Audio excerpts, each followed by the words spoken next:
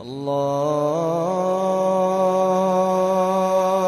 أكبر الله أكبر.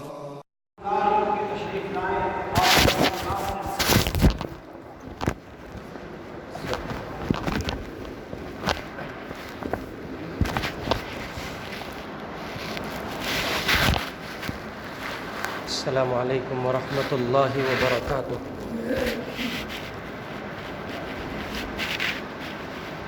الحمد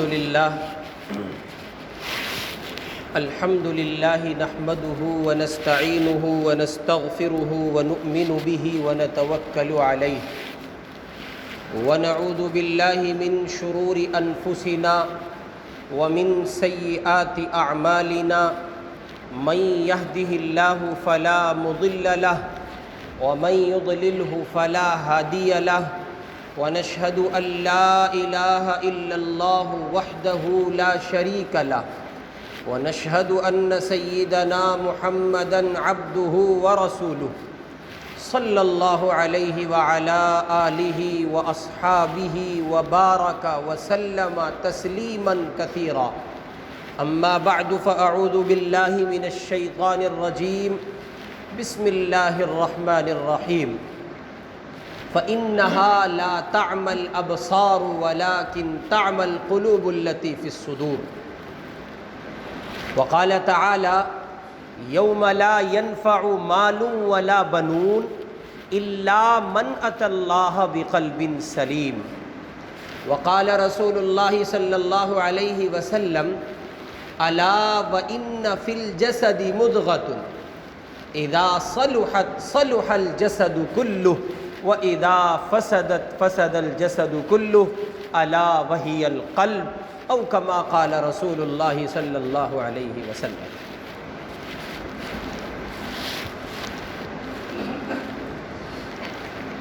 آج کی اس مجلس میں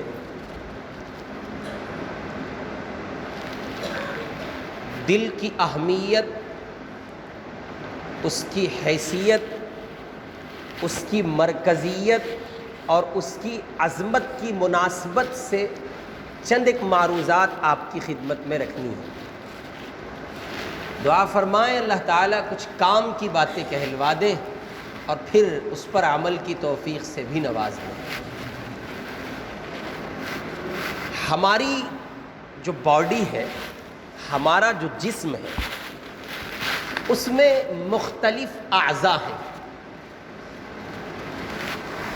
اور مختلف اعضاء میں ہر ایک عضو کا، جسم کے ہر ایک حصے کا کوئی نہ کوئی اپنا کام ہے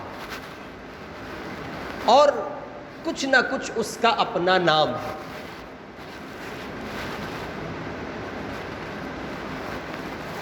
اور پورے جسم انسانی میں ہر عضو بے مثال ہے، بے بدل ہے، بے قیمت ہے.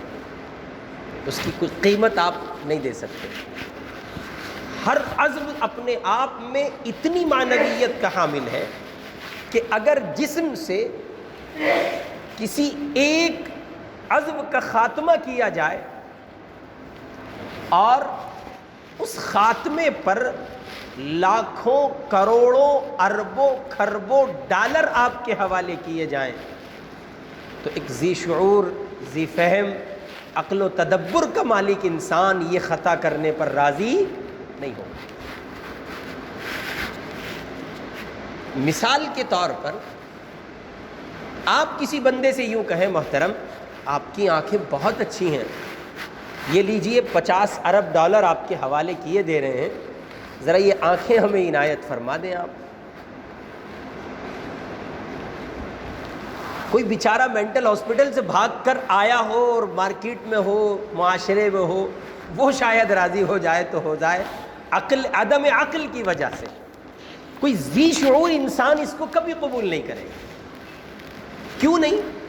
اس لیے کہ ان ڈالروں کو دیکھ کر جو فرحت حاصل ہوگی وہ دیکھنے کا سسٹم ختم ہو جائے گا.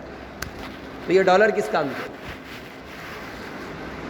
کسی بندے سے آپ کہیں کہ صاحب یہ اپنا ایک ہاتھ ہمیں دے دیجئے آپ، یہ ایک پاؤں ہمیں دے دیجئے، ایک کان ہمیں دے دیجئے، ہونٹ ایک ہمیں دے دیجئے، جی یہ چلیے زبان کٹوا لیجئے تھوڑی سی، منہ مانگی قیمت دیں گے آپ کو.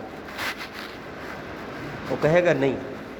اور آپ نے دیکھا ہوگا لوگ اپنے جسم کے اعضاء کو دان کرتے ہیں، فلم انڈسٹریز والے اور اسی کے ساتھ ساتھ جو ہائی سوسائٹی اور کوالٹی کے لوگ ہوتے ہیں معاشرتی اعتبار سے، وہ کہتے ہیں صاحب میری موت کے بعد یہ کسی کو دے دینا. اس سے کہو جیتے جی دے دے، وہ تیار نہیں ہوتا. ایسے بہت لوگ آپ کو ملیں گے کہ صاحب انہوں نے اپنی وفات کے بعد، اپنے انتقال کے بعد اپنی آنکھیں ڈونیٹ کی ہیں، لیکن حیات میں کسی نے یہ فیصلہ لیا ہو ایسا ممکن نہیں ہے.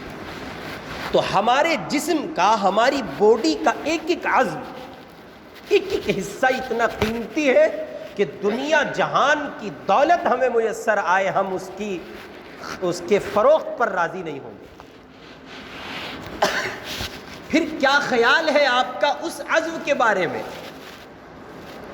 جس عضو کو اللہ تعالی نے مرکزیت عطا کی، بادشاہ بنایا، قائد ہے وہ، اس کی پوزیشن ایسی ہے جیسے ملک میں پرائم منسٹر کی ہوتی ہے، صدر جمہوریہ کی ہوتی ہے، پریزیڈنٹ آف ملک کی ہوتی ہے. اس کی حیثیت انسان کی باڈی میں کچھ اس نوع کی ہے. اور جس شخصیت کی، جس عضو کا مقام یہ ہے، اس عضو کا نام دل ہے. کیا ہے صاحب؟ دل ہے. اللہ کے نیک بندوں کی زبان میں یوں کہیے، شاہ یعقوب صاحب مجددی رحمۃ اللہ علیہ، ان کی ایک کتاب ہے صحبت با اہل دل، موقع رہے تو پڑھیے گا، انٹرنیٹ پر اویلیبل ہے، PDF فائل میں مل جاتی ہے. ویسے مارکیٹ میں مشکل ملتی ہے، اس لیے میں نے انٹرنیٹ کا حوالہ پہلے دیا ہے. مارکیٹ میں جلدی سے دستیاب نہیں ہے، مل بھی جاتی ہے. اس کتاب میں حضرت رحمۃ اللہ علیہ نے جسم اور دل کی حیثیت کو اجاگر کیا ہے. آپ نے فرمایا دل ایسے جیسے دولہا، اور جسم ایسے جیسے باراتی. اگر بارات سے دولہا کو غائب کر دیں تو بارات کا کیا فائدہ؟ بارات کی کوئی حیثیت باقی رہے گی؟ آپ نے دیکھا کہ بڑا شور ہے، بڑا شغب ہے، شور و شغب ہو رہا ہے، ہنگامہ ہے، یہ ڈی جے، یہ ڈانس، یہ ہائے، یہ ہلا، یہ ہڑدنگ بازی. تحقیق کرنے پر پتہ چلا کہ صاحب پیچھے سے بارات آتی ہے. آپ نے کہا اچھا، بہت اچھا. آپ بھی کھڑے ہو گئے، چلے صاحب بارات آ رہی ہے. دیکھنے لگے تو کچھ تبلچی گزرے، کچھ مشلچی گزرے، کسی کے ہاتھ میں طبلہ تھا، کسی کے ہاتھ میں گٹار تھا، کسی کے ہاتھ میں دف تھی، اور کسی کے ہاتھ میں وہ لمبا سا بجانے کا باجا تھا، اور بہت سی چیزیں تھیں. آپ کی نگاہ ایک ایک فرد واحد پر پڑ رہی ہے، اور آنے والی بارات مکمل افراد کے ساتھ آگے جا چکی ہے. ان گزرنے والوں میں سے کسی سے آپ نے پوچھا بھائی دولہا کہاں ہے؟ تو یہ بیچارے نہاری اور بریانی کے بیمار لوگ، انہوں نے کہا تمہیں دولہا کی پڑی ہے، اتنے سارے لوگ نہیں دکھ رہے ہیں، یہ اتنا اچھا سانگ بج رہا ہے، یہ اتنی اچھی اچھی ایکٹیویٹیز ڈانس کے نام پر ہو رہی ہے، تمہیں کیا دولہا کی پڑی ہے؟ پھر آپ اور آگے بڑھے، بارات کے کچھ اور افراد تھے، آپ نے ان سے کہا بھائی دولہا کہاں ہے؟ انہوں نے بھی کچھ اسی نوع کا جواب آپ کو دیا. کچھ اور اللہ کے بندے آگے آئے تو ایک سنجیدہ آدمی سے آپ نے پوچھا بھائی بارات تو ہے، لیکن بارات جس کے لیے ہے وہ دولہا کہاں ہے؟ اس نے آپ کو بتایا کہ وہ پیچھے نوشہ میاں آ رہے تھے، ایک جگہ گڑھا تھا، ان کا پاؤں پھسلا، وہ اس میں گرے اور بیچارے وہیں پڑے ہیں. ویسے بھی ان کی حالت شام میں خراب ہونی تھی، صبح میں ہو گئی. یہی تو ہوتا ہے دولہا کے ساتھ بیچارے کے. ایک لفظ قبل تو کہہ کے ایسا پھنستا ہے ساری زندگی کے لیے، بڑا اچھا ایک ٹویٹ پڑھا میں نے آج ہی صبح پڑھا. وہ کہنے لگے صاحب عشق کی مثال پیش کی کسی نے. آپ کہو گے مجلس ہے ذکر کی اور یہ فلسفے عشق سنا رہا ہے. عشق کی مثال کامیاب اور ناکام عشق. بڑی اچھی مثال کسی نے دی کہ صاحب ناکام عشق میں آدمی شاعر بنتا ہے. کیا بنتا ہے؟ شاعر بنتا ہے. ناکام عشق میں اچھی غزلیں تخلیق کرتا ہے. ناکام عشق میں اچھے فسانے لکھتا ہے. ناکام عشق میں آدمی اچھی تحریروں سے گزرتا ہے. اور کامیاب عشق میں آدمی سبزی لاتا ہے, عبداللہ کھلاتا ہے, عائشہ کو جھلاتا ہے. یہ سب کامیاب عشق کی دلیل ہے. تو بہر کیف آپ سے بتانے والے نے بتایا کہ وہ نوشا میاں وہاں گڑھے میں پڑے ہیں.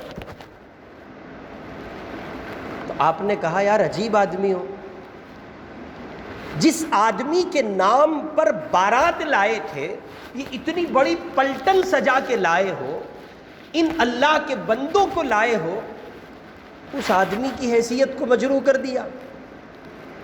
عجیب بیوقوف لوگ ہیں آپ. ظاہر ہے کہ دنیا کا ہر عقل مند انسان ان لوگوں کے لیے یہی فیصلہ کرے گا, یا آپ کچھ اور فیصلہ کریں گے؟ یہی فیصلہ ہوگا نا. اب یہی فیصلہ آپ بھی, میں بھی, مائیں بہنیں بچیاں بھی مخاطب ہیں, سب کے سب مل کر اپنی باڈی کے لیے کریں.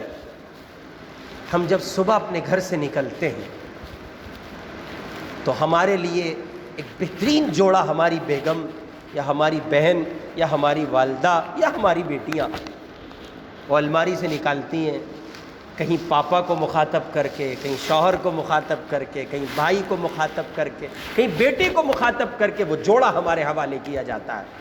صاحب غسل خانے سے باہر آئے اور وہ جوڑا زیب تن کیا, اب آئینے کے سامنے کھڑے ہیں اور اپنے بالوں کو سنوار رہے ہیں, اور صاحب سرما لگا رہے ہیں اور عطر لگاتے جاتے ہیں. خواتین بھی اپنی زیبائش کا مکمل انتظام کیے جا رہی ہیں. آپ غور کریں, باراتیوں کو سجایا جا رہا ہے. کسے سجایا جا رہا ہے؟ باراتیوں کو سجایا جا رہا ہے. اور جو دولہا ہے جس کو شریعت مطہرہ نے دولہا کی حیثیت سے نوازا ہے, مرکز جسم انسانی اعضا جس کو بنایا گیا ہے, اس کی غفلت, اس سے لاپرواہی, اس سے عدم توجہی کا حال یہ ہے کہ اس دل میں جس کے یہ ہاتھ, یہ آنکھیں, یہ کان, یہ ناک, یہ زبان, یہ پورا جسم بارات کی حیثیت رکھتا تھا, اس دل کے ساتھ, اس دولہا کے ساتھ اتنا ناروا سلوک کیا گیا. اس دل کے اندر بخل بھی ہے, غیبت بھی ہے, چغلی بھی ہے, کینہ بھی ہے, حسد بھی ہے, کپٹ بھی ہے, بغض بھی ہے, عداوت بھی ہے, نفرت بھی ہے, ایک دوسرے سے غضبناک انجام کے منصوبے بھی ہیں, قاتلانہ عزائم بھی ہیں, دوسروں کی عزتوں کو پامال کرنے کی منصوبہ بند سازشیں بھی ہیں. اللہ کے بندوں کو حقیر اور ذلیل سمجھنے کا پورا خاکہ بھی اسی دل میں پنپ رہا ہے, جنم لے رہا ہے, ترقی کر رہا ہے. اور یہ صاحب سے مراد میں اور آپ باراتیوں کو سجا رہے ہیں اور دولہا کو فراموش کر رہے ہیں.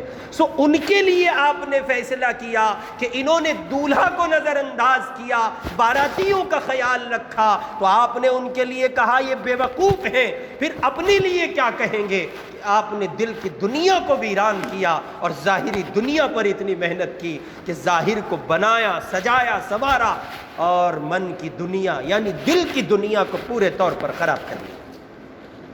چنانچہ قرآن دیکھیں, اللہ تعالیٰ فرماتے ہیں فَإِنَّهَا لَا تَعْمَى الْأَبْصَارُ وَلَكِنْ تَعْمَى الْقُلُوبُ الَّتِي فِي الصُّدُورِ.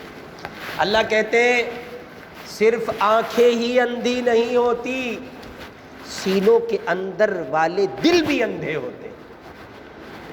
ایک جگہ قرآن مجید میں اللہ تعالیٰ کہتے ہیں یوم لا ينفع مال ولا بنون, یہ مال اور اولاد کام نہیں آئے گا, الا من اتى اللہ بقلب سلیم, اللہ کے یہاں کام آنے والی جو چیز ہے وہ قلب سلیم ہے، ایسا دل ہے جو اللہ کی یاد سے ایسا آباد ہو کہ اس دل میں اللہ کے کسی بندے کے لیے کوئی نفرت بھرا منصوبہ نہ ہو، کوئی کسی کے لیے حقارت بھری ترتیب اور ترکیب نہ ہو، اور کوئی قاتلانہ عزائم نہ ہو، ہر ایک سے محبت، رواداری، حسن سلوک، پیار و محبت اور اخوت و امن و آشتی کے جذبات اس میں کروٹ لیتے ہوں، اور ہر ایک کے لیے پیار و محبت کا دیپ وہاں جلتا ہو۔ یہ دل مطلوب تھا اللہ کے یہاں، لیکن افسوس میں نے اور آپ نے باراتیوں پر خوب محنت کی ہے اور دولہا کو فراموش کر دیا۔ چنانچہ اسی مضمون کو آپ روایت کے حوالے سے دیکھیں تو جناب نبی اکرم صلی اللہ علیہ وسلم نے ارشاد فرمایا، الا وان فی الجسد مضغہ، اچھی طرح جان لو تمہارے جسم میں گوشت کا ایک لوتھڑا ہے، ٹکڑا ہے، اذا صلحت صلح الجسد کلہ، آقا فرماتے ہیں وہ اگر صحیح رہتا ہے تو پورا جسم صحیح رہتا ہے، مرکز ہے دل۔ وَإِذَا فَسَدَتْ فَسَدَ الْجَسَدُ كُلُّهُ، آقا فرماتے ہیں اگر اس میں بگاڑ آتا ہے تو پھر پورے جسم میں بگاڑ آتا ہے۔ پھر فرمایا الا وہی القلب، اچھی طرح جان لو وہ مرکزی حیثیت کا حامل گوشت کا لوتھڑا اور ٹکڑا جو ہے اس کا نام دل ہے۔ اور عجیب بات ہے، اللہ تعالیٰ کی ذات عالی پوری کائنات میں کہیں نہیں سما سکتی، اور ان کے رہنے کے لیے کوئی مقام اور کوئی جگہ نہیں ہے سوائے مومن کے دل کے۔ مومن کا دل اللہ کا گھر ہے، اللہ کی یاد کا گھر ہے، اللہ کی محبت کا مسکن ہے۔ لیکن آپ غور فرمائیں، دل سے جس قدر لاپرواہی ہے اور عدم توجہی کا دل شکار ہے، وہ اظہر من الشمس۔ ہم سب کے سب اپنے ظاہر پر ہی تو محنت کرتے ہیں، باطن پر کہاں محنت ہے؟ کہاں محنت ہے باطن پر؟ آپ بتائیں، کتنے لوگ ہیں جو اس بات کو لے کر کڑھتے ہیں کہ صاحب میری آنکھیں غلط دیکھتی ہیں، گندا دیکھتی ہیں۔ ان آنکھوں کا اچھا دیکھنا کب اور کیسے کیوں ہوگا؟ کس نے اس کی فکر کی؟ آپ جانتے ہیں یہ بگاڑ بدنگاہی کے چلن کا عام ہونا، اور اسی کے ساتھ ساتھ لوگوں کے لیے زبانوں کا غیبت کے عنوان سے کھلنا، اور لوگوں کا چغلی کے عنوان سے کچھ کرنا، اور کسی کو گالی دینا، نام بگاڑنا، الزام لگانا، تہمتیں باندھنا اور بہتان تراشی کرنا، اور کسی کے لیے منصوبے تیار کرنا اور ذہن کو فاسد بنا کر پورے طور پر اللہ کے بندوں کے کردار کو مجروح کرنے کی ممکن کوشش تک چلے جانا، یہ سب کیا ہے؟ دل کا بگاڑ ہے، اس کے سوا کچھ نہیں۔ ورنہ جن کے دل کی دنیا بنی ہوتی ہے ان کی بات ہی نرالی ہوتی ہے۔ اور یاد رکھیں، اسی لیے مشائخ کے یہاں سب سے زیادہ محنت دل پر ہوتی ہے۔ صاحب دل کو سنوار لو، کیوں؟ یہ آپ کا مرکز جب سنور گیا تو پھر ساری کائنات سنور جائے گی۔ آپ کی دنیا جو ہے نا، آپ کا دولہا اگر ٹھیک ہوا تو آپ کی مکمل بارات ٹھیک ہو جائے۔ اس لیے دل پر محنت کیجیے، دل سنواریے، دل بنائیے۔ دل اگر نہ بنا تو گناہ چھوڑنا مشکل ہی نہیں ہوگا، ناممکن حد تک چلا جائے گا۔ ایسا لگے گا پھر کہ ہاں یہ گناہ ہمارے لیے چھوڑنا ناممکن ہے، حالانکہ گناہ چھوڑنا ناممکن نہیں، لیکن اتنے مسائل کھڑے ہوں گے، آدمی چاہ کر گناہ نہیں چھوڑ پائے گا۔ سبب کیا ہوگا؟ سبب یہ ہوگا کہ دل کی دنیا گندی ہے۔ چنانچہ اکابر کی زندگی اس سلسلے میں آپ اگر دیکھیں، اس سے پہلے ایک حدیث حضور پاک علیہ الصلوۃ والسلام نے فرمایا، جس کے دل میں حبہ بھر کینہ ہوگا کسی کے لیے، کسی مومن کے لیے، اس کی جنت کے لالے پڑ جائیں گے۔ اب غور کریں، طے کریں، اللہ تعالیٰ دل کی دنیا میں فساد واقع ہونے پر کیسی گرفت فرماتے ہیں آپ سوچ نہیں سکتے۔ بڑے درجے کے محدث ہیں، بڑے درجے کے اللہ والے ہیں، حضرت سفیان ثوری رحمۃ اللہ علیہ، بہت بڑے آدمی ہیں، 40 دن تک تہجد کی نماز نصیب نہیں ہوئی، روزانہ روتے ہیں، بلبلاتے ہیں، تڑپتے ہیں، مچلتے ہیں، فیصلہ ہی نہیں کر پا رہے ہیں اللہ ہو کیا رہا ہے، ہو کیا رہا ہے، ہو کیا رہا ہے۔ روزانہ ہاتھ اٹھاتے ہیں، دعائیں مانگتے ہیں، میرے اللہ یہ کھول تو دیجئے دل پر کہ آخر ہو کیوں رہا ہے ایسا۔ 40 دن کی تہجد، مستقل ناغہ، اس سے محرومی۔ پھر اللہ نے یہ بات بتائی، سفیان ہمارا ایک بندہ مسجد میں بیٹھا ہوا ہمارے سامنے گریہ وزاری کر رہا تھا، رو رہا تھا، منت اور سماجت ہماری کر رہا تھا، اور وہ بندہ اپنی دنیا میں نیکوکار نہیں تھا، پرہیزگار نہیں تھا، وہ بد تھا، بد کردار تھا، آپ بھی اس کو جانتے تھے، فلاں دن فلاں وقت کی بات ہے، وہ مسجد میں گریہ وزاری کر رہا ہے، اور آپ نے اس کو دیکھ کر اپنے من کی دنیا میں فیصلہ کیا، اچھا مکاری کرتا ہے، ریاکاری کرتا ہے، اللہ کے سامنے ڈھونگ کر رہا ہے۔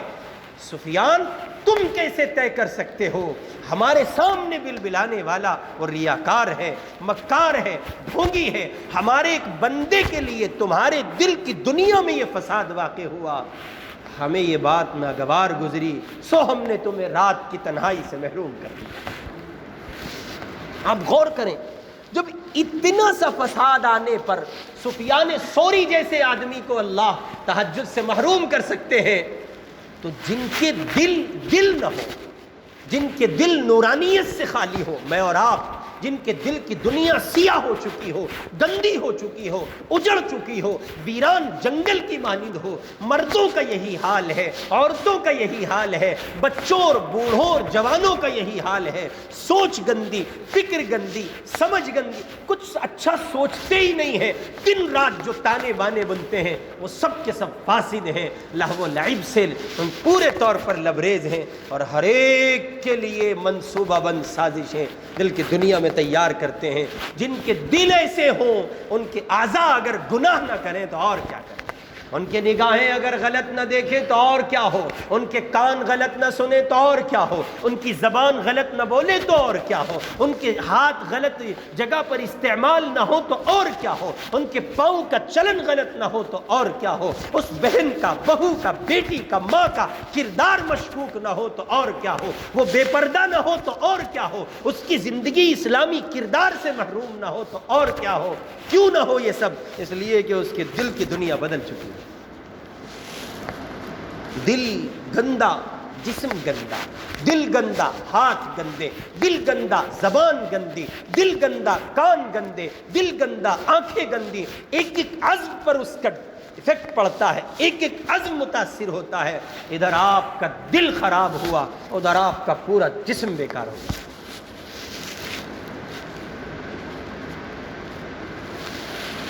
اے اللہ اکبر، کاش کہ میں اور آپ سمجھ لیتے اور اس دل پر ہم نے محنت کی ہوتی۔ صبح جب گھر سے نکلتے ہیں، آپ دیکھیں شادیوں میں جا رہے ہیں، پارٹیز میں جا رہے ہیں، اور تقریبات کا حصہ بن رہے ہیں، ملاقاتوں میں جاتے ہیں اپنے دوست احباب اقارب سے ملنے، تو باقاعدہ اپنے ظاہر پر ہمارے یہاں اتنا فوکس ہے کہ گھنٹوں ہم لوگ، مرد ہو یا عورت، ایک دور تھا جب عورتوں کے سنگار کا ایک وقت ہوتا تھا، خواتین سجتی تھیں، سنورتی تھیں، بنتی تھیں۔ اب یہی پوزیشن عورتوں کی ہے اور یہی پوزیشن مردوں کی، اس سے کچھ کم نہیں ہے۔ آپ دیکھ لیں، ہر آدمی اپنی ذات کو ٹارگیٹ کرے اور دیکھے۔ مرد، یہ جو لفظ مرد ہے نا، مرد کی حیثیت مردانہ کردار میں اتنی نمایاں تھی، وہ جو پہن لے وہ کھل جائے۔ اب مرد ایسے نکمے ہو گئے ہیں کہ ان کو باقاعدہ اپنی تیاری کے لیے عورتوں سے زیادہ انتظامات رکھنے پڑتے ہیں۔ ہمارے حضرت مولانا علاء الدین صاحب رحمۃ اللہ علیہ دارالعلوم دیوبند کے مبلغ ہوا کرتے تھے، وہ یوں کہا کرتے تھے اپنی تقریر میں کہ بہت زمانے تک تو دودھ پیتا بچہ یہ فیصلہ ہی نہیں کر پاتا امی کون ہے ابا کون ہے.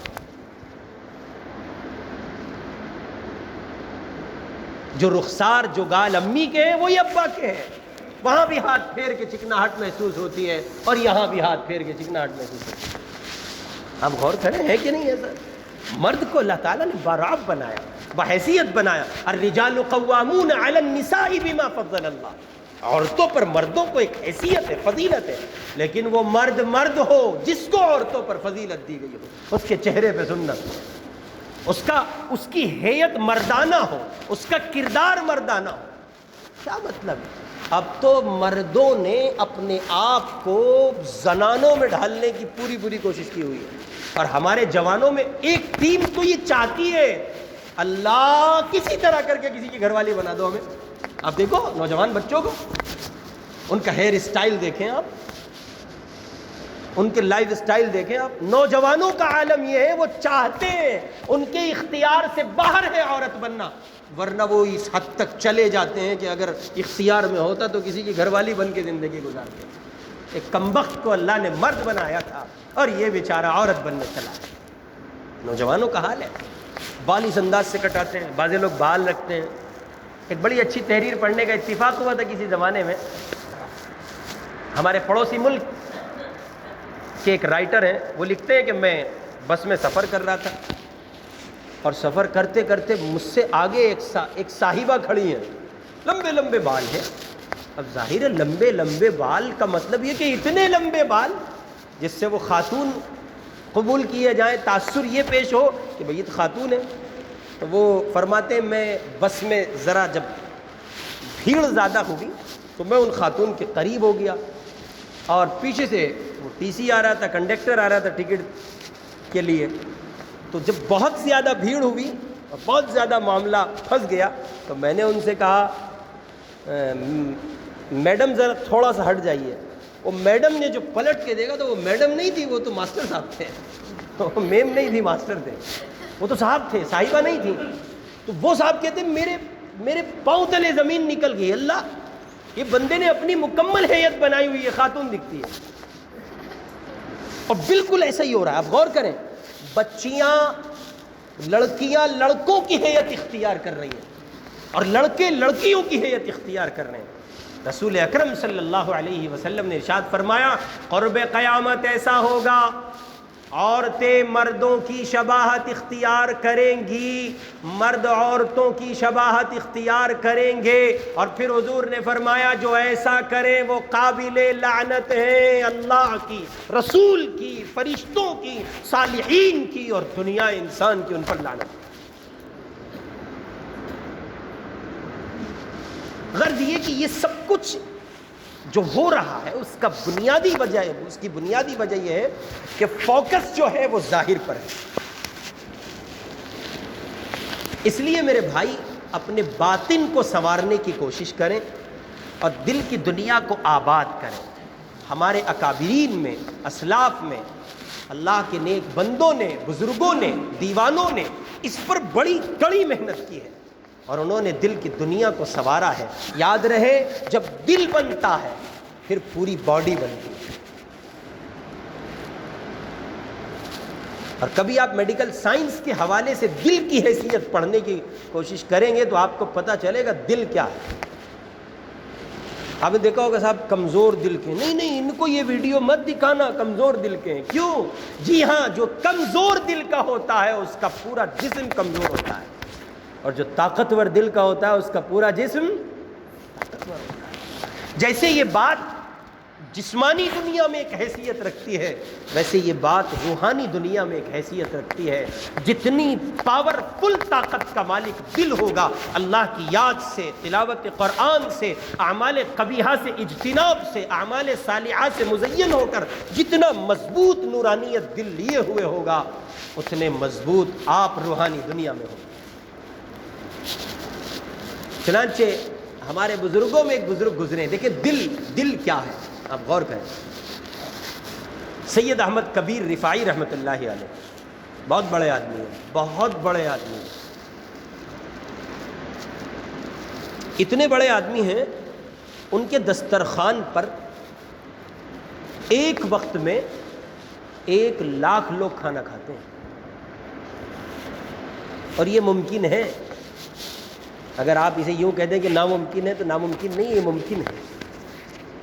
یہ اس لیے ممکن ہے کہ اللہ جب چاہتے ہیں تو نظام کو جس طرح چاہتے ہیں پلٹ دیتے ہیں۔ میری آپ کی عقل میں سب کچھ آ جائے یہ ضروری نہیں ہے۔ ایک صاحب نے حضرت تھانوی رحمۃ اللہ علیہ سے کہا، جی خدا عقل میں نہیں آتا۔ فرمایا بے وقوف، تیری عقل میں خدا اگر آ گیا تو خدائی کیا رہی؟ خدا ہے ہی اس لیے کہ تیری عقل میں نہیں سما سکتا۔ خدا کا نظام، خدا کی ذات بہت فرق ہے۔ سید احمد کبیر رفاعی رحمۃ اللہ علیہ بڑے درجے کے آدمی ہیں، لوگوں کو تعجب ہوتا ہے۔ آج ہی میں پڑھ رہا تھا حضرت والا ہردوئی رحمۃ اللہ علیہ کے ملفوظات میں، حضرت والا ہردوئی کے مدرسے کے قیام کے بعد پرتاپ گڑھ تشریف لے جا رہے تھے، 2-3 سال ہو گئے تھے مدرسے کو۔ تو حضرت فرماتے ہیں میں بھی جس سواری میں سوار تھا، ایک صاحب اور سوار ہوئے، انہوں نے عالمانہ حیثیت دیکھ کے مجھ سے کہا مولوی صاحب ہوں؟ حضرت نے فرمایا ہاں مولوی صاحب ہوں۔ اچھا کہاں سے ہو؟ کہ میں ہردوئی میں ایک مدرسے میں ہوں۔ اچھا مدرسہ کون سا؟ کہا اشرف المدارس۔ اچھا کب سے ہے؟ فلاں وقت سے ہے، 3 سال ہو گئے۔ حضرت نے فرمایا، تو ان صاحب نے کہا، وہ بیچارے چندہ دینے والے آدمی تھے، انہوں نے کہا آپ کے مدرسے کا کوئی سفیر نہیں آیا میرے یہاں آج تک، 3 سال ہو گئے، بڑی عجیب سی بات ہے۔ حضرت نے فرمایا ہمارے یہاں کوئی سفیر ہی نہیں ہے تو آوے گا کہاں سے؟ وہ صاحب کہنے لگے سفیر نہیں ہے؟ کہ ہاں سفیر نہیں ہے۔ اللہ کے نیک بندے بڑے حکیم ہوتے ہیں، بڑے ڈھنگ سے بات سمجھاتے ہیں۔ تو انہوں نے کہا سفیر نہیں ہے؟ کہ نہیں سفیر نہیں ہے۔ پھر کیسے چل رہا ہے؟ یہ عقل ہے، فوراً سوال کرتی ہے کیسے چل رہا ہے؟ حضرت نے فرمایا کیا کام کرتے ہو؟ سوال کچھ تھا اور جواب کچھ ہے، اور جواب بھی سوال لیے ہوئے ہیں۔ انہوں نے کہا لکھنؤ میں کون سا چوک؟ انہوں نے بتایا وہاں کپڑے کی دکان ہے۔ بڑی عجیب بات فرمائی حضرت نے۔ حضرت نے کہا جب تم نے کپڑے کی دکان کری تھی کچھ لوگوں نے تم سے کہا تھا تم دکان کر لو ہم کپڑا خریدیں گے؟ انہوں نے کہا نہیں۔ آپ نے کچھ ایجنٹ چھوڑے تھے؟ انہوں نے کہا نہیں۔ کچھ رئیس مالدار لوگوں نے کہا ہو؟ انہوں نے کہا نہیں۔ انہوں نے بھی حضرت سے یہ بات کہی تھی۔ تو آپ کے مدرسے کا سفیر نہیں ہے تو اس کا مطلب یہ کہ کسی بڑے آدمی کا ہاتھ ہوگا؟ حضرت نے فرمایا نہیں۔ کوئی باہر سے پیسہ آتا ہوگا؟ فرمایا نہیں۔ اچھا تو پھر کچھ لوگ مل کے چلا رہے ہوں گے؟ یہ سب سوالات انہوں نے بھی کیے تھے۔ اس کے جواب میں حضرت نے ان سے یہ سوالات کیے، کہا تم نے کچھ ایجنٹ چھوڑے تھے؟ نہیں۔ کچھ مالداروں نے کہا تھا؟ نہیں۔ پھر حضرت نے فرمایا اچھا کچھ محلے داروں نے کہا تم دکان کر لو ہم تمہاری دکان سے کپڑا خریدیں گے؟ انہوں نے کہا نہیں۔ حضرت نے فرمایا پھر تمہاری دکان کون چلاتا ہے؟ انہوں نے کہا اللہ گاہک بھیج دیتا ہے۔ فرمایا تمہاری دکان چلانے کو اللہ گاہک بھیج دیتا ہے، ہمارا مدرسہ چلانے کو اللہ مخیر بھیج دیتا ہے۔ ایسے سمجھاتے ہیں اللہ کے نیک بندے۔ تو اصل میں یہ خدائی نظام ہے۔ حضرت کے یہاں 1,00,000 کا مجمع کھانا کھاتا ہے۔ اب وہ کیسے کھاتا ہے؟ ایسے ہی کھاتا ہے۔ دارالعلوم دیوبند دیکھنے ایک مرتبہ ایک ڈی ایم آئے تو ہمارے حضرت مولانا سید ارشد صاحب مدنی دامت برکاتہم ان کو دکھا رہے تھے۔ وہ مسجد رشید میں جب پہنچے دیکھنے کے لیے تو انہوں نے کہا مدنی صاحب اتنی بڑی سنستھا کیسے چلاتے ہیں آپ؟ تو مولانا ارشد صاحب نے فرمایا بتائیں گے ابھی۔ یہ کہہ کے بتائیں گے ابھی، تھوڑا سا آگے چلے تو وہ آپ میں سے جانا ہوا ہو کسی کا مسجد رشید میں دان پیٹی رکھی ہوتی ہے تو وہ ایک چندہ باکس رکھا ہوا تھا، وہ کہنے لگا مدنی صاحب ذرا ٹھہرے۔ اس نے یوں پرس نکالا، ڈی ایم تھا بھائی وہ بھی، اور یہ جلدی سے پرس نکال کے حضرت پیسے ڈالے۔ حضرت کو جواب مل گیا، فوراً حضرت نے فرمایا ہم یہ اتنی بڑی سنستھا ایسے چلاتے ہیں، تیرے جیسے ہمیں صبح سے شام تک پتہ نہیں کتنے وہ دیکھے جاؤ، اللہ چلا رہے۔ ہمارے اکابر ثلاثہ میں یعنی حضرت مولانا محمد الیاس صاحب رحمۃ اللہ علیہ، حضرت مولانا یوسف صاحب رحمۃ اللہ علیہ اور حضرت مولانا انعام صاحب رحمۃ اللہ علیہ، ان حضرات کے زمانے میں متعدد مرتبہ مرکز نظام الدین میں اس طرح کی انکوائریاں آئیں، اتنا بڑا نظام چلتا کیسے؟ وہ ان کے سوال کا جواب ان کے اپنے عمل سے ان کو ملتا تھا، ایسے چلتا ہے۔ تو احمد کبیر رفاعی رحمۃ اللہ علیہ بڑے آدمی، ایک مرتبہ یہ کھیت سے گزر رہے تھے اور کنڈیشنز کچھ اس طرح کی تھیں کہ کھیت کے اس طرف بھی پانی ہے، کھیت میں ڈول بناتے ہیں نا، ڈول، یہ ہماری نوجوان نسل کو ڈول کا ہی نہیں پتہ، جاتے ہی نہیں گاؤں دیہات میں جایا کرو، ضروری ہے، گاؤں کی آب و ہوا۔ بہت سے لوگ ایسے شہری بنتے ہیں، وہ چند ایک دن ان کو دلی میں رہتے ہوئے ہم تو دلی کے ہیں، اچھا بھائی، اچھا میرا مزاج ہے ذرا سا، ایسے لوگوں سے خاص طور پر پوچھتا ہوں، بھائی پیچھے سے کہاں کے ہو؟ نہیں میں دلی کا ہوں، میرے ابو بھی دلی۔ تیرے باپ کا باپ تو کہیں سے آیا ہوگا، دلی ہر ایک کو بیماری ہے، ہیضہ ہے، ہم دلی کے، پتہ نہیں دلی کون سا مدینہ منورہ ہو گئی کہ دلی کو اس حیثیت سے پیش کرتے ہیں، نہیں ہم تو پراپر دلی کے ہیں۔ کون سا 3-4 ٹھپے زیادہ لگ جائیں گے کیا؟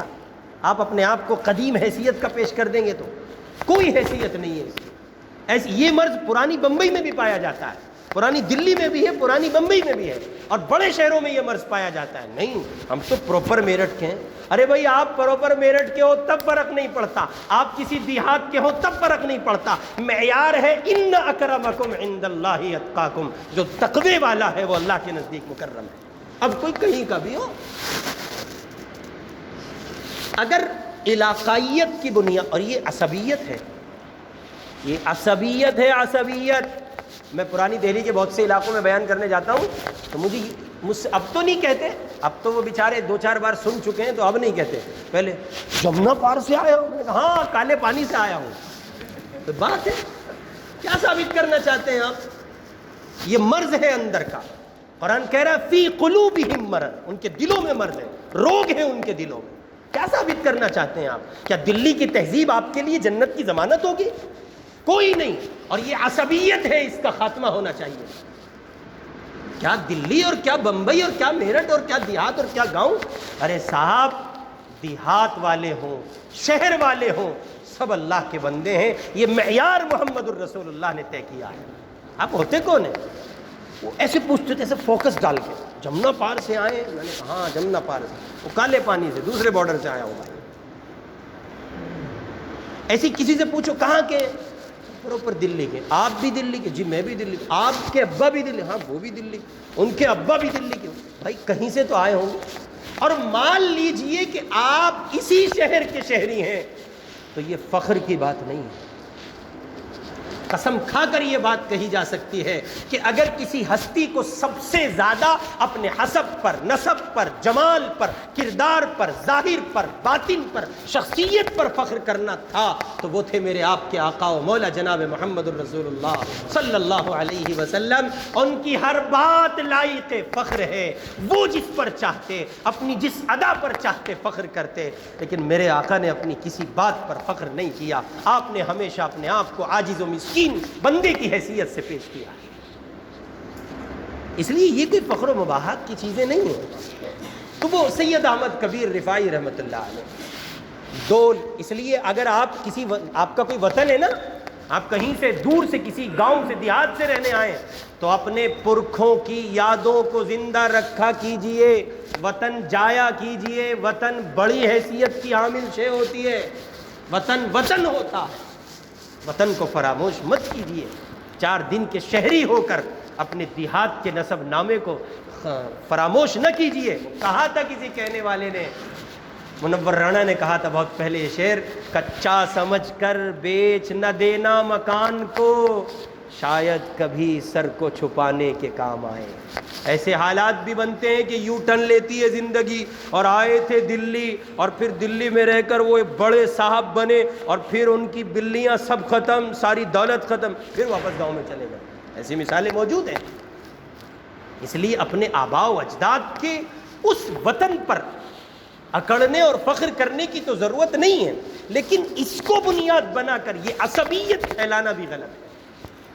ہمارے یہاں علاقائی عصبیت، برادرانہ عصبیت اور صاحب کالے گورے کی عصبیت، اہل بہار کو ہم لوگ کتنا حقیر سمجھتے ہیں۔ اب آ کر کے یہ فرق تھوڑا سا ختم ہو گیا، ورنہ لوگ یہ کہتے بہاری ہے تو کیا بہاری انسان نہیں ہوتے؟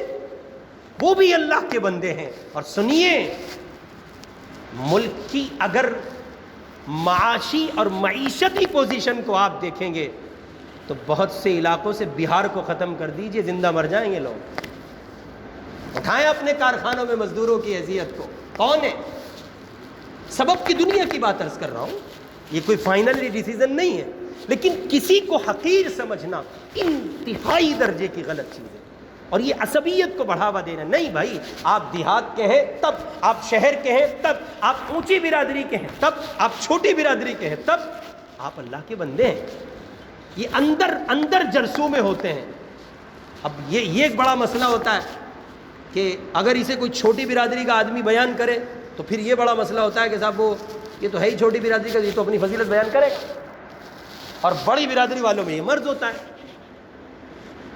کہیں ان کو اپنے سادات ہونے کا خمار، کہیں ان کو اپنے شیوخ ہونے کا خمار، کہیں ان کو اپنے چودھری ہونے کا خمار۔ کوئی برادری اور کوئی علاقائی عصبیت اور برادرانہ عصبیت کی کوئی حیثیت نہیں ہے۔ بدترین عصبیت، بدترین کردار ہے برادرانہ عصبیت۔ رسول اللہ صلی اللہ علیہ وسلم کے یہاں بلال بھی تو ہیں، حضور کے یہاں آل یاسر بھی ہیں، حضور کے یہاں سلمان فارسی بھی ہیں، حضور کے یہاں حضرت زید بھی ہیں۔ یہ سب لوگ کہاں سے آئے ہیں؟ لیکن یاد رہے جناب رسول اللہ نے انہی سب چیزوں کا خاتمہ کیا، اس لیے برادرانہ عصبیت کو جنم نہیں دینا چاہیے۔ اور یہ سب ہٹانے کی ضرورت ہے۔ آج کل لوگ بڑے اس میں لکھتے ہیں چودھری فلاں صاحب، ارے مارو گولی چودھری فلاں صاحب، کاہے کے چودھری ہو بھائی؟ یہ اندر دل کے امراض ہیں، کوئی چودھراہٹ نہیں ہے۔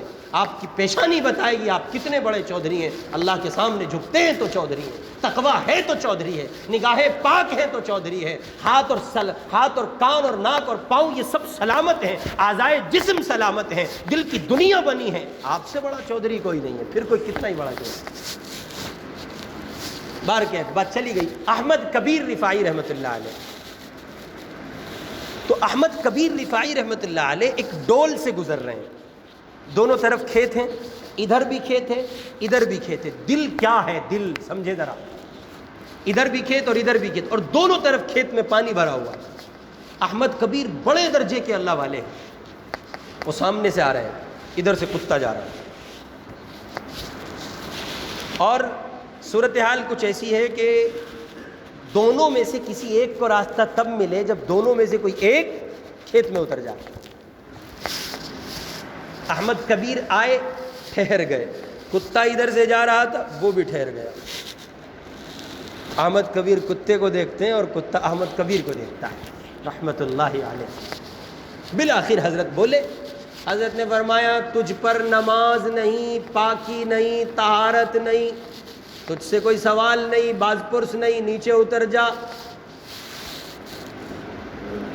میں انسان ہوں، مجھے نماز بھی پڑھنی ہے، مجھے طہارت اور پاکی کا بھی حکم ہے، تو نیچے اترا تو کوئی مسئلہ نہیں، میں نیچے اترا تو جسم بھی خراب، کپڑے بھی خراب۔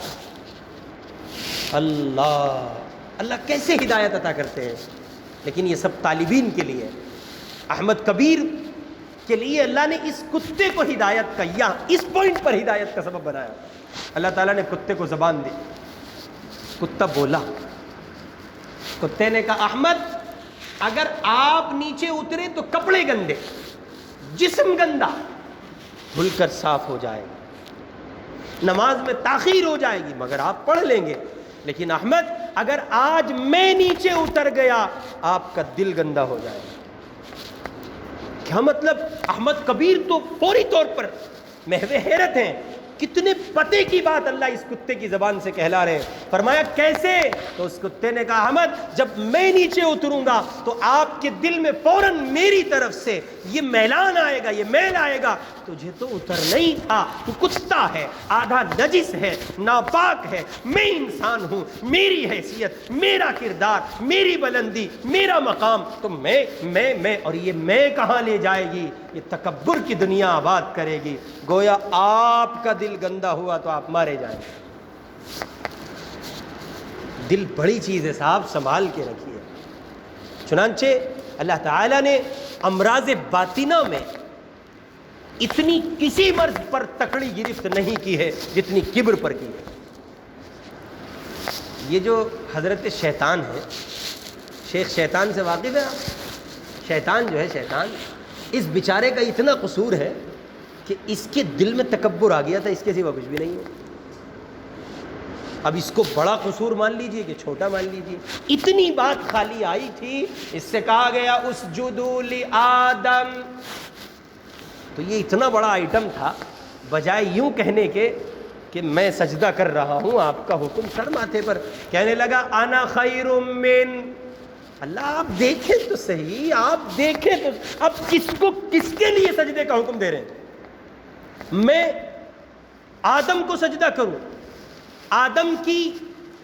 آدم کا جو خمیر ہے وہ مٹی ہے اور میرا خمیر آگ ہے، مجھے آگ سے تیار کیا گیا اور مٹی سے آدم کو تیار کیا گیا. مٹی کو آپ بلندی پہ لے جا کے چھوڑو، وہ اوپر نہیں جاتی ہے، وہ نیچے آتی ہے. اور آگ کو آپ نیچے سے نیچے جلاؤ، وہ کہاں جاتی ہے؟ اوپر جاتی ہے. تو میں تو بلند ہوا نا، علویت ہوئی. یہ یہاں مارا گیا. اگر سجدہ کر لیتا تو طاؤس الملائکہ قرار پایا ہوا تھا، فرشتوں کی دنیا میں ایک مقام رکھتا تھا، اللہ کی عبادت بہت کی تھی. لیکن دل کی گندگی نے ایسا مارا کہ کبر کی آمیزش ہوئی، اور ہمیشہ کے لیے اللہ نے کہا علیک لعنتی الی یوم الدین، دفع ہو جا، قیامت تک کے لیے تجھ پر لعنت. اور پھر اس نے اپنی چال بازیاں اور اٹکیلیاں پیش کی. اس نے کہا اب دیکھنا میں آپ کے بندوں کو بہکاؤں گا. ثم لآتینہم من بین ایدیہم ومن خلفہم وعن ایمانہم وعن شمائلہم. اس نے کہا دائیں سے بائیں سے آگے سے پیچھے سے چاروں طرف سے حملہ کروں گا. بڑا عجیب مضمون لکھا ہے اہل علم نے. اس وقت اللہ تعالیٰ نے شیطان سے یہ بات کہی تو جتنا چاہے بہکا لے، ان بہکائے جانے والے بندوں میں سے جو لوٹ کر میرے پاس آئے گا میں اسے معاف کرتا جاؤں. تو بہکائے گا، راہ سے ہٹائے گا، ان میں سے جو میرے پاس آئے گا میں اسے.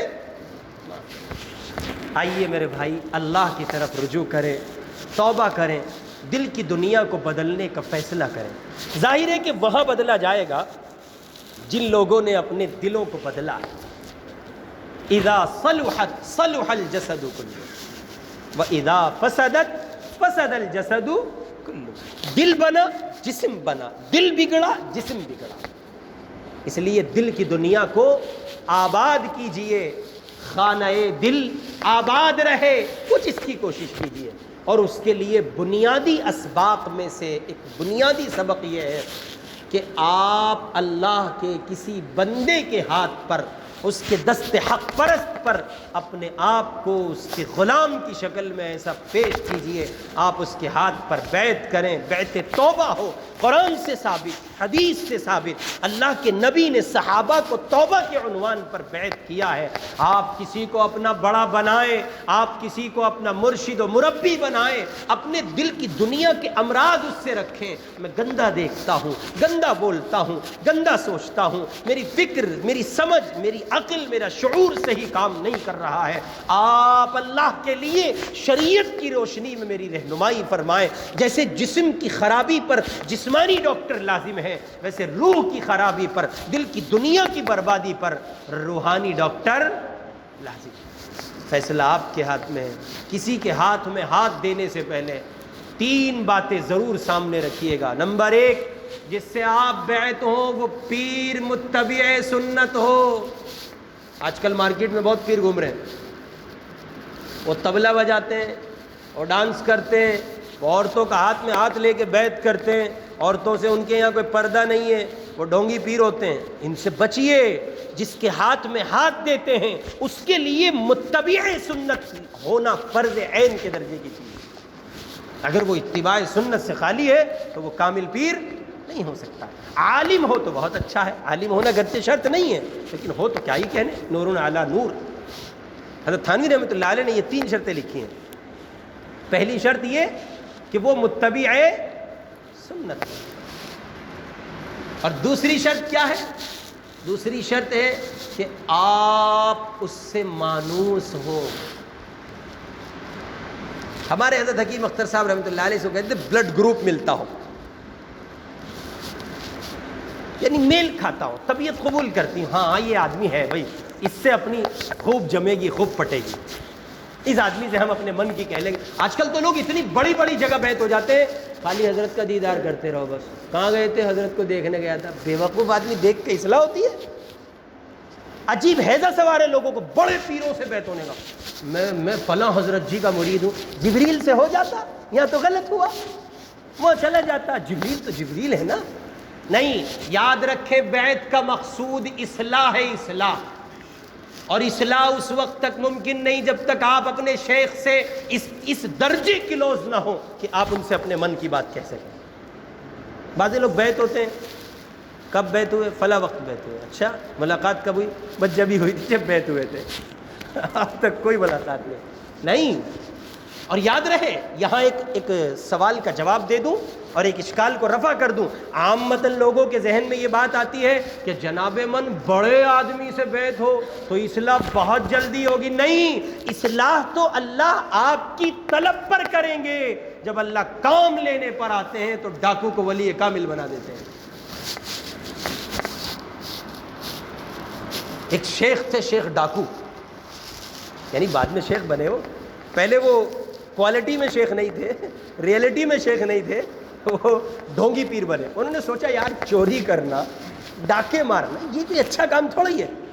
چلو ایک کام کرتے ہیں, اپن شیخ بن کے کہیں خانقاہ لے کے بیٹھتے ہیں. اب وہ لے کے بیٹھے کچھ سچے طالبین, صادقین, سچے لوگ. انہوں نے کہا اتنے بڑے حضرت جی یار ہمارے علاقے میں آ گئے. انہوں نے ہاتھ میں ہاتھ دیا, اسے جو کچھ آتا تھا وہ بتاتا گیا, وہ سچی طلب کے ساتھ کرتے گئے, اللہ انہیں نوازتا گیا. ایک دن وہ چند ایک مرید بیٹھے ہوئے کہہ رہے, ہاں بھائی ہمارے حضرت کا مقام کتنا بلند ہے, چلو مراقبہ کرتے ہیں. اب حضرت کا کوئی مقام ہو تو دکھے گا نا. حضرت تو ڈاکہ مارتے مارتے یہاں پہنچے. ایک نے مراقبہ کیا, اسے نہیں دکھا. دوسرے نے مراقبہ کیا, اسے بھی نہیں دکھا. تیسرے نے کیا, اسے بھی نہیں دکھا. اب یہ تینوں کے تینوں یا چاروں جتنے بھی تھے, یہ صبح حضرت شیخ کی خدمت میں پہنچے اور جا کے کہا حضرت رات ہم میں سے یکے بعد دیگرے باری باری سب نے اپنا آپ کا مقام دیکھنا چاہا, لیکن حضرت آپ کا مقام نہیں دکھا. اب یہ بیچارہ اپنی حالت زار پہ آنسو بہانے لگا, کہنے لگا دوستو اب جب بات یہاں تک آ گئی تو سنو, سچائی یہ ہے میں کوئی پیر ویر نہیں ہوں, میں ڈاکو ہوں, میں رہزن ہوں. میں لوگوں کی جیبیں کاٹتا تھا, گلے کاٹتا تھا. پھر مجھے یہ سوجا دکان یوں نہیں یوں اچھی چلے گی, بآسانی چلے گی, بعافیت چلے گی, مشقت سے, زحمت سے, مصیبت سے, الجھن سے بچیں گے. اس لیے بہتر ہوگا یہ کام شروع کر دوں. یہ تو تمہاری طلب صادق تھی, اللہ نے تمہیں نوازا. اب ان کی طلب صادق پر اللہ انہیں نواز چکے تھے. اب ان سب نے ہاتھ اٹھا کے کہا مولا جب آپ نے اس ڈھونگی ہونے کی حیثیت کے زمانے میں ہماری طلب صادق پر ہمیں نوازا ہے, اللہ اب ہماری گہار سن کر اسے نواز دیجئے. چنانچہ اللہ نے اس کو اپنے اولیاء کاملین میں شامل کر دیا. جی اس لیے آپ کی طلب صادق پر فیصلہ ہوگا. تو اس لیے جب کسی پیر سے بیعت ہونے کا ارادہ کریں تو اس اللہ کے بندے سے بیعت ہو جو متبع سنت بھی ہو, اور اسی کے ساتھ ساتھ آپ سے اس کا اس درجے مناسبت ہو, ایسا تعلق ہو, اتنا انس ہو, ایسا لگاؤ ہو کہ آپ جائیں تو وحشت نہ ہو, خوف نہ ہو, اور آپ پر رعب طاری نہ ہو. بعض لوگ اسی میں حضرت کے چہرے پہ کتنا رعب ہے, فالتو کی بات ہے, بیکار کی, خامخواہ پتہ نہیں کہاں سے چلا رکھی ہے. ارے کوئی بات ہے حضرت کے چہرے پہ رعب ہے؟ حضور سے زیادہ بارعب شخصیت کوئی نہیں تھی, اور حضور سے صحابہ ایسے چمٹ کے رہتے تھے جیسے چاند کے چار جانب ستارے ہوتے ہیں, ویسے محمد الرسول اللہ کی ہر چار جانب صحابہ ہوتے ہیں. یہ کیا بات ہوئی؟ حضرت جلالی ہیں, حضرت کو اس میں پھینک دو بھٹی میں, سارا جلال جل کے خاک ہو جائے گا. یہ بات ہے؟ حضور کے مزاج کو اپناؤ. حضور نرم تھے, آپ کی طبیعت میں نرمی تھی, آپ کی طبیعت میں سختی نہیں تھی.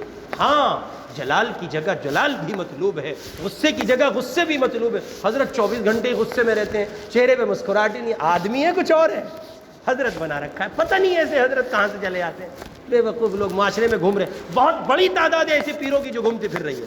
اس لیے خوب یاد رکھیں, پہلی چیز متبع سنت، پرکھیں دیکھیں خوب جائیں، کسی کے بیان سے متاثر نہ ہو، کسی کی تلاوت سے متاثر نہ ہو، کسی کی نعتوں اور نظموں اور تقریروں سے متاثر نہ ہو، کسی کی دعاؤں سے متاثر نہ ہو۔ مارکیٹ میں ایک سے بڑھ کے ایک چل رہا ہے، ایک سے ایک کوالٹی کا پروڈکٹ ہے، متاثر ہونے کی ضرورت نہیں ہے۔ ہمارے پاس جو کسوٹی ہے، جو پیمانہ ہے، وہ محمد الرسول اللہ کی اتباع ہے۔ آپ پرکھیں سنت کی کسوٹی پر، اگر سنت پر عامل ہے تو پیر بنانے کے لائق ہے۔ دوسرے نمبر پر مناسبت ہو۔ بہت بڑی جگہ ہاتھ دینے سے بڑا نقصان ہوتا ہے، آپ کہہ نہیں پاتے، وہ سن نہیں پاتے، ان کے پاس وقت نہیں ہوتا ہے، آپ کو ملاقات نہیں مل پاتی، ان کے خدام، ان کے حواریین، ان کے خدم و حشم و خدم یہ سب گھیرنے نہیں دیتے، ملاقات ہی نہیں کرنے دیتے۔ مجھے بڑا عجیب لگتا ہے جب کہیں کسی بزرگ اللہ والے کے یہاں جانا ہوتا ہے تو وہ خادم آہستہ ہٹ جائیے، ہٹ، کیا مصیبت آ گئی بھائی۔ ایک جناب رسول اللہ تھے، میں یہی فیصلہ نہیں کر پاتا ہوں، پتہ نہیں کون سا دین لوگ پیش کر رہے ہیں۔ ایک اللہ کے نبی ہیں، ان سے بڑا متقی، ان سے بڑا عابد، ان سے بڑا زاہد، ان سے بڑا صالح، ان سے بڑا پاک باز و عفیف کون ہو سکتا ہے؟ تقوی کی دنیا دم توڑتی ہے محمد کے قدموں پر صلی اللہ علیہ وسلم۔ بھائی وہ صاحب قرآن ہیں، ان سے بڑا بزرگ کون ہو سکتا ہے؟ اور محمد سے ملنا کسی کے لیے کوئی مشکل نہیں تھا، پھر آج کے پیروں کے لیے ان سے ملاقات کرنا مشکل کیوں ہوا؟ اور کیوں بنایا ان کے خدام نے مشکل؟ نہیں، حضرت کو چھیڑنا نہیں، حضرت سے پوچھنا نہیں، کوئی جائز سوال بھی حضرت سے نہیں کر سکتے تو پھر یہ حضرت نہیں ہے۔ ہمیں تو جناب رسول اللہ کی سیرت میں یہ ملتا ہے کہ کوئی بھی آتا، کسی کو سوال درپیش ہے، ہاں بے ادبی نہ ہو، گستاخی نہ ہو، ان کی شان میں کوئی معاملہ نہ ہو یہ اپنی جگہ ایک مسلمہ حقیقت ہے، لیکن ایسا جلال طاری کر دینا، ایسا رعب طاری کر دینا، اس انداز سے پیش آنا کہ کسی کی ملاقات، یہ بالکل غلط، 100% غلط ہے۔ ہاں ان کی رعایت اگر پیش نظر ہو تو یہ بہرحال مستحسن چیز ہے، اس لیے مناسبت پائی جائے۔ تیسری بات، وہ آپ کے قریب ہوں، یہ بھی ذہن میں رہے، وہ آپ کے قریب ہوں۔ پتہ چلا آپ یہاں ہیں، پیر صاحب پاکستان میں، آج کل چل رہا ہے، آپ یہاں ہیں، پیر صاحب ملیشیا میں، آپ یہاں ہیں، پیر صاحب ہیں کہاں؟ 200-300 کلومیٹر دور۔ ایک صاحب تشریف لائے، بیعت ہوئے کسی اللہ والے سے، اور وہ ایک اتنی دور بیعت ہو کے آئے کہ نہ تو ان میں اس درجے کی طلب ہے کہ وہ وہاں جا سکیں، یا تو یہ ہو کہ بندہ چلا جائے، ان میں بھی اس درجے کی طلب نہیں، اور وہ بہت بڑے آدمی۔ میں نے کہا وہاں بیعت ہونے کی ضرورت کیا پیش آئی؟ کہ جی بس میں نے تو نظر دوڑائی چاروں طرف، مجھے تو وہی دکھے۔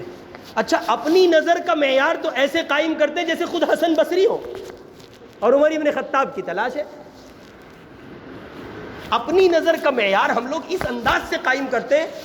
اب بزرگ نہیں ہیں تو کیا فالتو گھوم رہے ہیں سب لوگ؟ یہ تو ڈائریکٹ قرآن پہ، حدیث پہ، رسول پہ، اللہ پہ اٹے کہ بھائی اللہ تعالیٰ نے اپنے محبوب کے واسطے سے یہ بات کہلائی کہ اہل حق کی ایک جماعت رہے گی، اور یہ اپنی جگہ حدیث کا مضمون ہے۔ اس سے پہلے قرآن پڑھیں، قرآن سنیں، یا ایھا الذین آمنوا اتقوا اللہ، اے ایمان والو اللہ سے ڈرو، تقوی اختیار کرو، وکونوا مع الصادقین، اور سچوں کی صحبت اختیار کرو۔ معلوم ہوا کہ سچے جب تک رہیں گے جب تک قرآن رہے گا، جب تک سچے رہیں گے۔ اب اگر آپ پیمانہ لیے گھومیں، عبد القادر جیلانی کا، جنید بغدادی کا، حضرت موسیٰ کاظم کا، امام جعفر صادق کا، اور آپ حسن بصری کا، ابو حنیفہ کا، حنبلی کا، احمد ابن حنبل کا، امام شافعی کا، امام مالک کا، قاسم نانوتوی کا، امداد اللہ مہاجر مکی کا، رشید احمد گنگوہی کا، تو یہ تو پاگل پن ہے، یہ جنون ہے، یہ دیوانہ پن ہے۔ آپ کو دماغ کے علاج کی ضرورت ہے۔ جیسے آپ ہیں ویسے آپ کے زمانے کے اللہ والے ہیں۔ یہ تین باتیں ذہن میں رکھیں، اور دل کی اصلاح کے لیے، دل کے بگاڑ اور فساد کے خاتمے کے لیے کسی کے ہاتھ میں ہاتھ دے دیں۔ بسا اوقات یہ مضمون سمجھ میں نہیں آتا، لیکن جب آپ ہاتھ میں ہاتھ دے دیں گے، اپنی اصلاح کا سامان کریں گے، پھر اس کے راز کھلتے ہیں۔ اللہ میرے آپ کے قلوب کی اصلاح فرمائے، دل کی دنیا سے باخبر رہنے اور اس کی اصلاح کی ہر ممکن سعی کرنے کی اللہ تعالی ہمیں توفیق نصیب فرمائے۔ یہ چند ایک بے ترتیب سی باتیں آپ کی خدمت میں رکھی ہیں۔ خواتین اس بیان کے ایک ایک جملے کی مصداق ہے، ایسا نہیں ہے۔ بس اوقات ایسا ہوتا ہے پوری گفتگو ہو جاتی ہے اور خواتین کو نام بنام مخاطب نہیں کیا جاتا، تو اس پر مائیں بہنوں کی طرف سے یہ شکوے آتے ہیں کہ ہمارے لیے تو کوئی بات ہی نہیں کہی۔ نہیں، جو بات مردوں کے لیے کہی جا رہی ہے اس کا لفظ لفظ آپ مصداق، آپ مخاطب ہیں اس میں۔ جیسے مرد حضرات کو پابند کیا گیا ہے ویسے عورتوں کو پابند کیا گیا ہے۔ آپ بھی اپنے لیے مشائخ کا انتخاب اپنے شوہروں، اپنے بھائیوں، اپنے بیٹوں اور اپنے باپ کے واسطے سے کریں تاکہ آپ کی اصلاح کا سامان بھی ہو سکے۔ عورت ذات کا بدلنا انتہا سے زیادہ ضروری ہے، اور اس گئے گزرے دور میں تو مردوں سے کہیں زیادہ ضروری معلوم ہوتا ہے۔ اللہ میری آپ کی سب کی حفاظت فرمائے، ہم سب کو اصلاح کی فکر کرنے کی توفیق نصیب فرمائے۔ وآخر دعوانا ان الحمد للہ رب العالمین۔ ذکر کرا دیں، تھوڑی دیر ذکر کر لیں، قبلہ رو بیٹھ جائیں۔